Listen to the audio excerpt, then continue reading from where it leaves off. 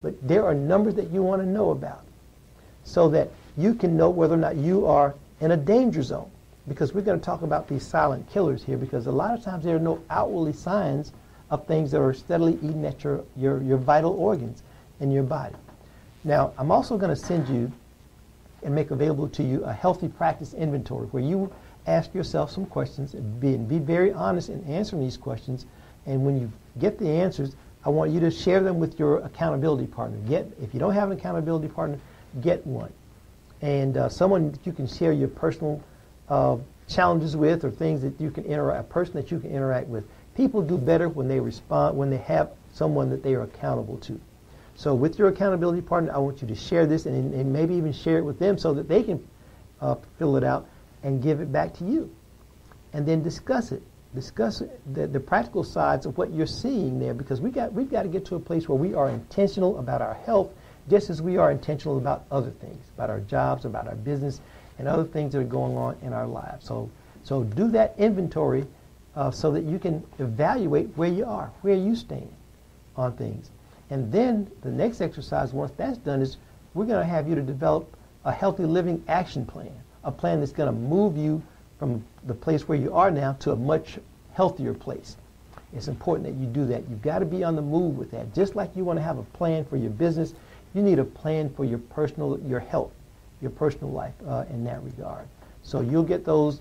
You can download those, both of those exercises to do.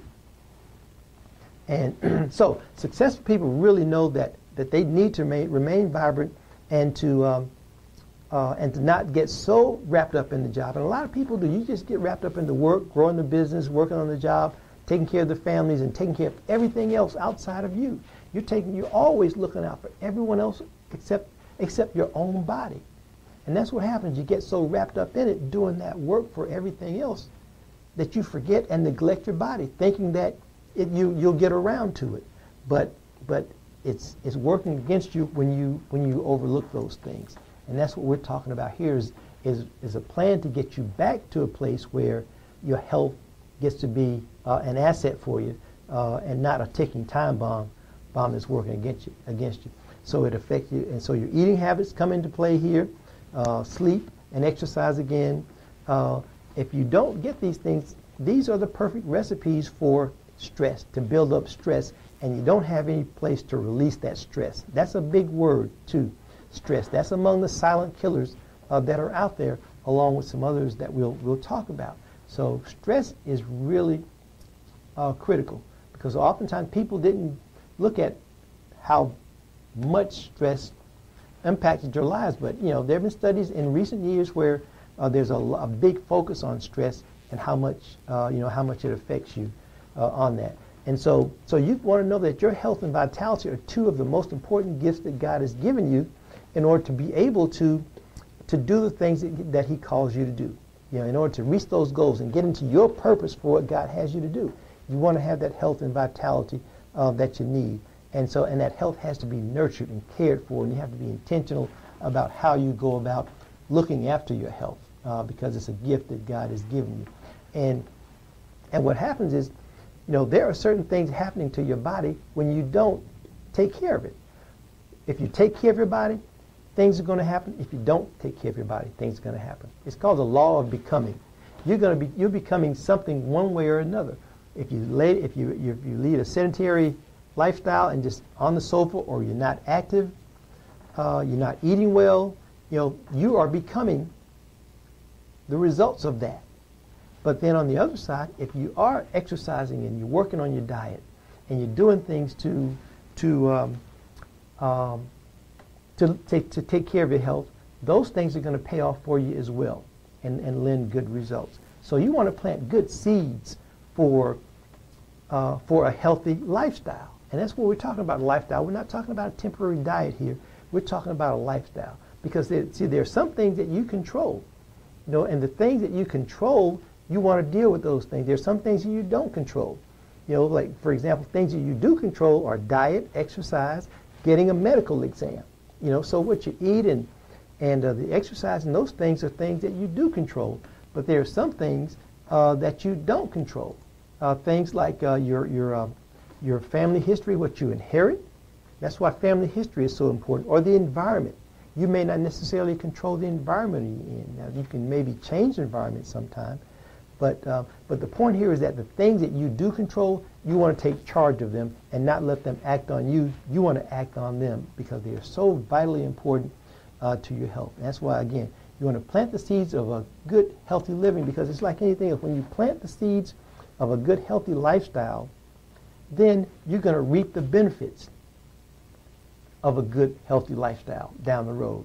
And it's going to help you to fight off diseases and ailments that you might normally have. I exercise every single morning. I try to jog a lot of mornings. I don't get my jog in every morning, but I definitely get up and loosen up and exercise and have my light weights that I do to keep your muscles firm. You want to do that. You have to squat. I was talking to a friend, went to a friend's birthday party a couple of days ago, and she's 84, and she says she still exercises. She gets up and exercises in the morning every single day. She's sitting in her bed exercising. She says she exercises and she gets around very well right now. She's doing very well. She's very vibrant. And she's proud of the fact that she's 84 and getting around and looking good and doing very well. So that movement, that exercise and keeping that blood flowing, drinking water and eating healthy, it's really going to help you. Because studies show that heart disease, for one thing, for the most part, is avoidable. Heart disease is avoidable. There's a study in my book that I point to that talks about a study that was done where it showed that, and this was about 300 subjects were a part of this study, and that these people, several of them, they tracked them, the folks that had heart attacks and heart disease, and they were told that if you don't change this lifestyle, you are going to die.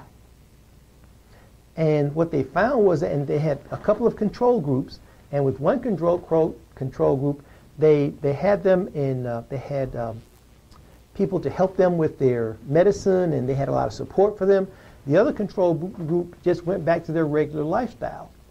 And the result was that those who just went back to their regular lives without any support or information to help them beyond what they could gather themselves, those people went back to those same old habits a lot faster, those same old habits that led to the heart attack and heart disease. They were back doing the same old thing, the smoking, the eating habits, and all of that was exactly the same as just before, which led to the heart disease. They found that the people who had the support systems, in terms of people around them, helping them with medicine and information, those folks did much better in terms of maintaining a better lifestyle for that. And so one of the morals of the story was, or the study, and I'll say a moral, one of the outcomes was that you need a good support system. You need to be around people who have your health, who are looking out for you, who have your health in mind or your benefits for you in mind. And this study also showed, it was a very interesting study that talked about looking at why you're living. When people are faced with making a decision about their own lives and dying, they tend to fall back into those old habits as compared to when they're living their lives for their loved ones. When they had people to focus on looking at their loved ones, that you're living this healthy lifestyle to be around for your grandchildren. And that's one of the things I say. I exercise because I want to be able to pick up my grandchildren and run with them. And I've got 4 right now, and so I want to be able to continually play with them and be vibrant around them. Well, what is your motive? What is your motivation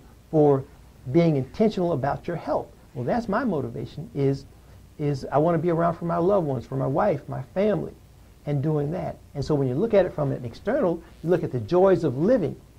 It ended up saying the joys of living and having reasons and motivations for living and having a healthy lifestyle was actually stronger than the threat of saying that you were going to die.